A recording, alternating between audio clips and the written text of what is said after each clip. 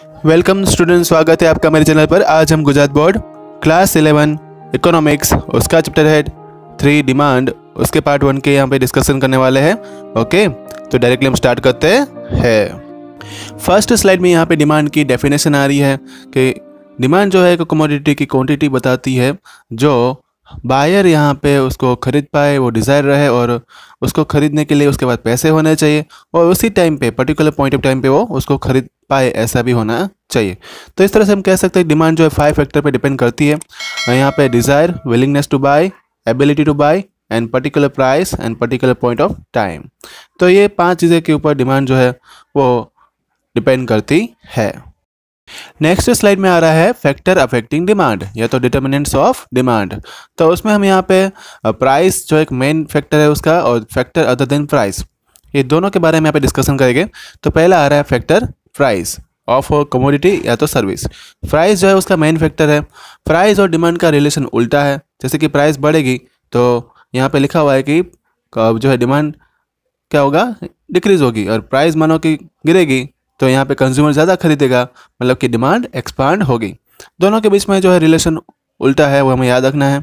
दूसरे डिटर्मिनेंट्स, मतलब कि यहाँ पे अदर डिटर्मिनेंट्स, तो इसमें बात करें तो हम टेस्ट एंड प्रेफरेंस जो है ऑफ कंज्यूमर, वो वाला पॉइंट लिया गया है।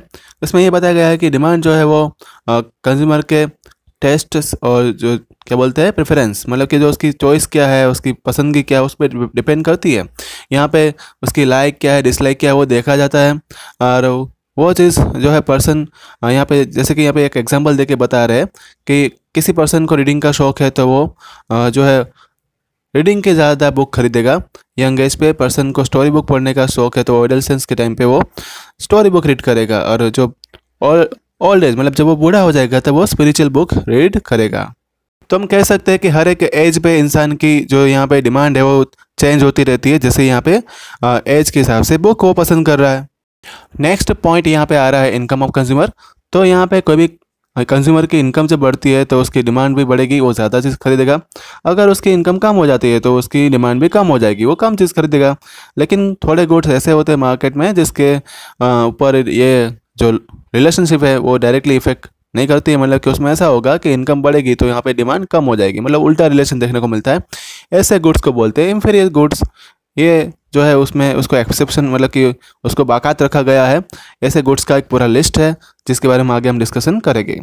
अब आ रहा है प्राइस ऑफ रिलेटेड गुड्स। तो उसमें 2 टाइप के गुड्स हमें मार्केट में देखने को मिलते हैं। एक तो होते हैं सब्स्टिट्यूट गुड्स, दूसरे होते हैं कॉम्प्लीमेंट्री गुड्स। यहाँ पे जो है ये गुड्स की जो यहाँ पे डिमांड जो होगी वो मार्केट में उसकी प्राइस के ऊपर, वो कितने अवेलेबल है, उसका नेम क्या है, उसके पर्टिकुलर सब्स्टिट्यूट गुड्स क्या है और उसके कॉम्प्लीमेंट्री गुड्स क्या है, उसके ऊपर भी उसकी डिमांड डिपेंड करती है। तो पहला उसमें आ रहा है प्राइस ऑफ सब्स्टिट्यूट गुड्स। ऐसे गुड्स जो है हम यहाँ पे उसकी जगह पे एक गुड्स हम परचेस करते हैं, अगर वो नहीं मिलता है तो हम दूसरा गुड्स खरीद के उसको जो है लेके आ सकते हैं। तो ऐसे गुड्स जो है हमें अल्टरनेटिवली सेटिस्फेक्शन देगा, और ये गुड्स जो है उसको कंपीटिंग गुड्स भी बोलते हैं। ये जैसे कि यहाँ पे एग्जांपल दिया गया है टेलीविज़न, मोटरसाइकिल, रेफ्रिजरेटर्स, इसके सब्स्टिट्यूट गुड्स मार्केट में अवेलेबल होते हैं। तो कस्टमर क्या करेगा, उस एक कंपनी का अगर नहीं मिलती है टेलीविज़न तो दूसरे कंपनी का खरीद लेगा। ये जो है मार्केट में चीपर रेट में भी अवेलेबल होते हैं।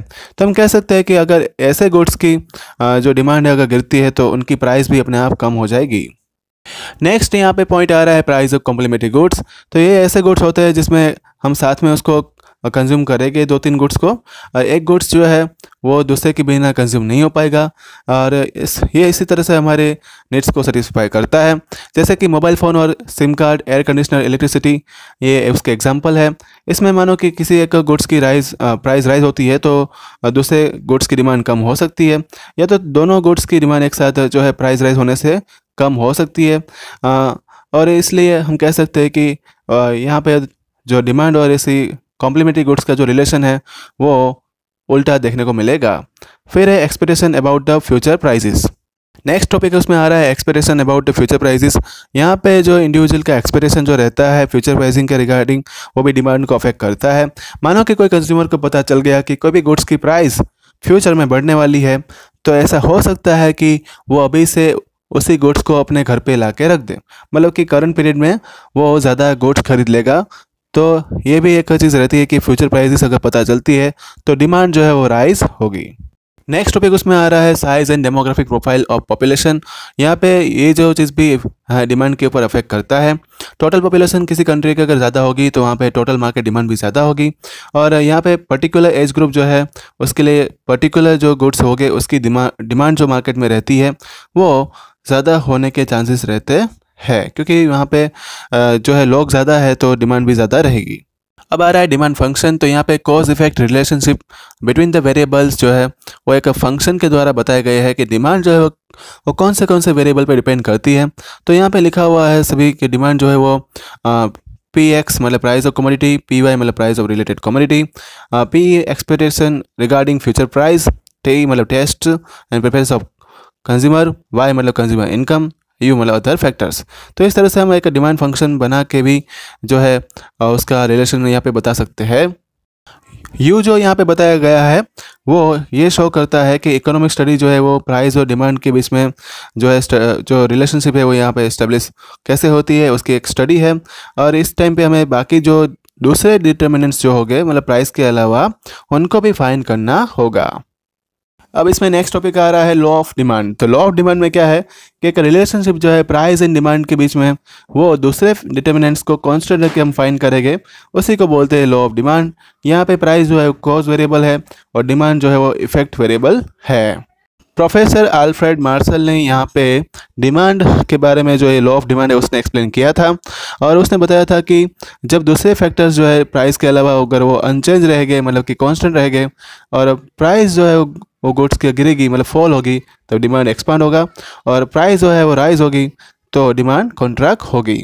तो यहाँ पे प्राइस एंड डिमांड के बीच में जो इन्वर्स रिलेशनशिप है वो यहाँ पे एक्सप्रेस की जाती है, और वो सर्टेन अजम्पशन मतलब थोड़े अजम्पशन जो है हमें याद रखने के किसके अजम्पशन के ऊपर ये लॉ है स्टडी होता है। तो यहाँ पे कंज्यूमर का टेस्ट एंड प्रेफरेंस वो दिखाया जाता है, इनकम फिर सब्स्टिट्यूट कॉम्प्लीमेंट्री गुड्स जो है वो अनचेंज रहते हैं उसकी प्राइस, कंज्यूमर है वो ज़्यादा फ्यूचर प्राइस के बारे में उसको पता नहीं होगा, और पॉपुलेशन भी जो है उसकी साइज़ भी कांस्टेंट रहनी चाहिए, तभी हम ये लॉ जो है वो अच्छे से उसको वेरीफाई और प्रूव कर सकते हैं।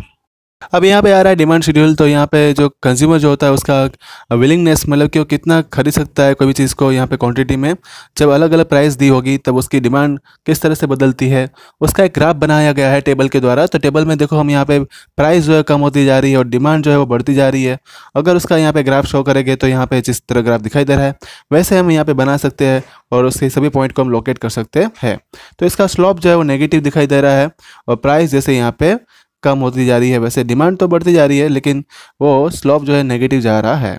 ये जो बात है वो अपने मन से हम अपने वर्ड में लिख सकते हैं, जो यहाँ पे बताई गई है कि ABC पॉइंट जो हमने लोकेट किए थे उसके ऊपर से डिमांड का हमें DD मिला, और जो प्राइस जो है उसके सभी पॉइंट यहाँ पे लोकेट किए गए थे, और यहाँ से उसका एनालाइज लिखना पड़ेगा। तो यहाँ पे एनालाइज मतलब कि रीज़न जो है हमें प्राइस एंड डिमांड के बीच में वो इन्वर्स रिलेशनशिप क्यों मिलती है, तो दो फैक्टर के ऊपर डिपेंड करती है।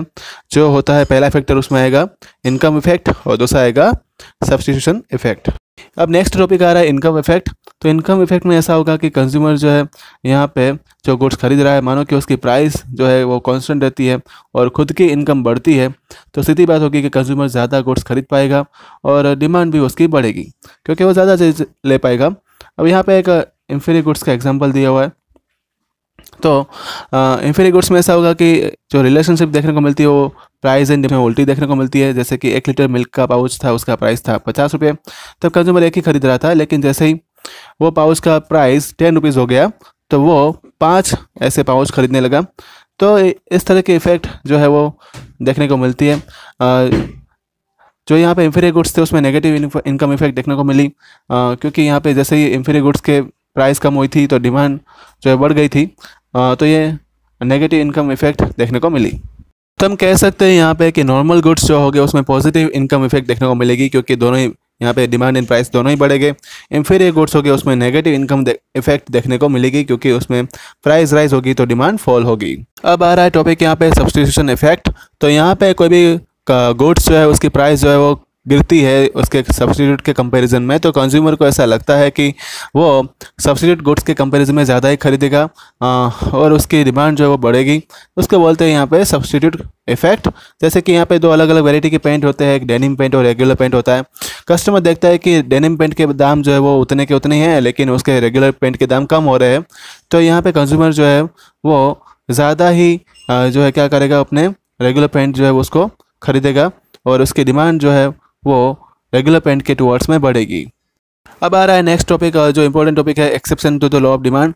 तो यहाँ पे किसको हम यहाँ पे इग्नोर करेंगे, कैसे वो गुड्स है। तो हमने देखा था कि जो रेगुलर गुड्स होते हैं उसमें प्राइस राइज होती है तो डिमांड जो है वो कम होती जाती थी, पर ऐसे गुड्स भी होते थे जिसमें प्राइस राइज होगी तो डिमांड भी बढ़ेगी, या तो प्राइस कम होगी तो डिमांड भी उसकी कम हो जाएगी। ऐसे गुड्स के बारे में यहाँ पे डिस्कशन करने वाले हैं, तो वही नेक्स्ट स्लाइड में आ रहा है। फर्स्ट उसमें आ रहा है प्रेस्टिजियस गुड्स। तो ये ऐसे गुड्स होते हैं जो यहाँ पे रिच लोग ज़्यादा इस्तेमाल करते हैं और इनके यहाँ पे एग्जांपल भी दिए हुए हैं, उसकी प्राइस ज़्यादा रहती है, जैसे कि expensive jewelleries, expensive car, expensive mobile phone, ये सभी जो है उसको exception to the law of demand, मतलब कि इसको यहाँ पे बाकात रखा गया है, इस पर डिमांड का लॉ अप्लाई होता नहीं है, क्योंकि इसकी प्राइस जब राइज होती है तो उसकी डिमांड भी बढ़ती है जो है। तो इसको हम कह सकते हैं कि ये प्रेस्टीज गुड्स जो है वो एक अलग ही चीज़ बनेगी। दूसरे यहाँ पे गुड्स की बात करें तो एक्सट्रीमली लो प्राइस गुड्स, जो बहुत ही कम दाम में मिलते हैं, जैसे कि यहाँ पे एग्जांपल दिया है पेन, स्टेपलर पेन्स। ये ऐसे गुड्स होते हैं कि जिसमें मानो कि प्राइस राइज होती है तो कंज्यूमर जो है उसकी डिमांड कम नहीं होती, उल्टा उसकी डिमांड बढ़ जाती है, क्योंकि वो अवेलेबल होगे नहीं होगे और ये ज़रूरी होता है कि ये थोड़े डेली नीड्स में भी काम आते हैं, तो कंज्यूमर उसको ज़्यादा खरीदेगा। मतलब प्राइस अगर जो है वो यहाँ पे फॉल होती है तो उसकी डिमांड भी कम हो जाती है, और अगर उसकी प्राइस राइज होती है तो डिमांड बढ़ जाती है। तो इसको भी एक्सेप्शन केस में लिया गया है। तो अब आ रहा है गिफेन गुड्स। तो गिफेन गुड्स में ऐसा होगा कि मानो कि प्राइस जो है इंफीरियर गुड्स की गिर जाती है और यहाँ पे कंज्यूमर की रियल इनकम राइज हो रही है, तो कंज्यूमर ऐसे गुड्स का इस्तेमाल करना छोड़ देगा और सुपीरियर क्वालिटी के गुड्स को इस्तेमाल करना शुरू करेगा। रॉबर्ट गिफेन ने इसका लिस्ट बनाया था और उसके बारे में एक्सप्लेन किया था, और ये पहले जो ये गुड्स जो रहते हैं वो लो इनकम ग्रुप के द्वारा परचेस किए जाते हैं। यहाँ पे उसका एक एग्जांपल दिया हुआ है कि कोई भी कस्टमर यहाँ पे ज्वार और बाजरा खरीद रहा था, उसकी प्राइस कम हो गई, तो वो क्या करेगा कि उसके कंपैरिजन में वो दूसरे गुड्स खरीदना शुरू करेगा, जो जैसे कि यहाँ पे वीट, तो वो गेहूँ खरीदना शुरू करेगा जो पहले वो बाजरा और ज्वार खरीदता था। तो इस तरह से हम दूसरे एग्जांपल भी ले सकते हैं कि वनस्पति घी है और प्योर घी है, उसका एग्जांपल भी हम यहाँ पे ले सकते हैं। अब आ रहा है नेक्स्ट टॉपिक, उसमें स्पेशल प्रेफरेंस ऑफ पीपल। तो थोड़े कंपनी या तो गुड्स ऐसे ही होते हैं जिसमें उसकी प्राइस राइज होने से भी उसकी डिमांड में कोई फ़र्क नहीं पड़ता है, वो भी डिमांड भी उसकी राइज होती है। जैसे कि पर्टिकुलर टाइप के टूथपेस्ट जो रहते हैं, शूज़ रहते हैं, तो वो जो है वो हमेशा उसकी डिमांड प्राइस राइज होने के साथ भी बढ़ती है। अब हम यहाँ पे बात करेंगे expansion and contraction of demand की। तो यहाँ पे जो प्राइस ऑफ कमोडिटी है वो कम होती जा रही है, तो डिमांड मानो कि उसकी जो है राइज हो रही है, तो उसका अगर हम ग्राफ यहाँ पे ड्रॉ करते हैं, एक बात याद रखने के अदर डिटर्मिनेंट्स जो है वो चेंज नहीं हो रहे, तब यहाँ पे डिमांड में कॉन्ट्रैक्शन नज़र आएगा, ठीक है, अगर वो प्राइस राइज होगी तब। तो इस तरह से एक उल्टा रिलेशन जो है हम ग्राफ के द्वारा बता सकते हैं। सबसे पहले हम यहाँ पे ग्राफ का टेबल ड्रॉ करेंगे और टेबल के हिसाब से पॉइंट को लोकेट करेंगे। तो सबसे पहले यहाँ पे जो टेबल में पॉइंट है तो वो 3 जो है इनिशियल प्राइस और डिमांड जो 3 है उसको लोकेट करना है, उसको हम ए नाम दे देंगे। फिर ए से हम मानो कि सी की ओर जा रहे हैं, तो यहाँ पे डिमांड जो है वो कैसी हो रही है, तो हम देख सकते हैं कि डिमांड यहाँ पे एक्सपेंशन हो रही है, डिमांड यहाँ पे बढ़ रही है और प्राइस जो है वो कम होती जा रही है। अगर मानो कि ए से हम बी पॉइंट की ओर जाते हैं तो डिमांड जो है वो कॉन्ट्रैक्शन उसका हो रहा है, प्राइस जो है वो राइज हो रही है। और ये शेड्यूल जो है हम इसको यहाँ पे डिमांड कर्व जो मिलता है उसका स्लोप कैसा रहेगा, वो नेगेटिव रहेगा। तो ये कर्व से हम एनालाइज कर सकते हैं कि एक्सपेंशन जब डिमांड का होगा तो वो डाउनवर्ड मूवमेंट में रहेगा, अगर उसका कॉन्ट्रैक्शन होगा तो वो अपवर्ड मूवमेंट में रहेगा। तो स्टूडेंट यही था पार्ट 1। पार्ट 2 जो है जल्दी आएगा, व्हाट्सएप पर आपको नोटिफाई किया जाएगा। अगर आपको कोई डाउट है तो मुझे यहाँ पे कमेंट बॉक्स में लिखकर बता सकते हैं। एजुकेशन के रिलेटेड वीडियो देखने के लिए मेरे चैनल को सब्सक्राइब करना मत भूलना, रिवाइज करते रहना। Thank you all.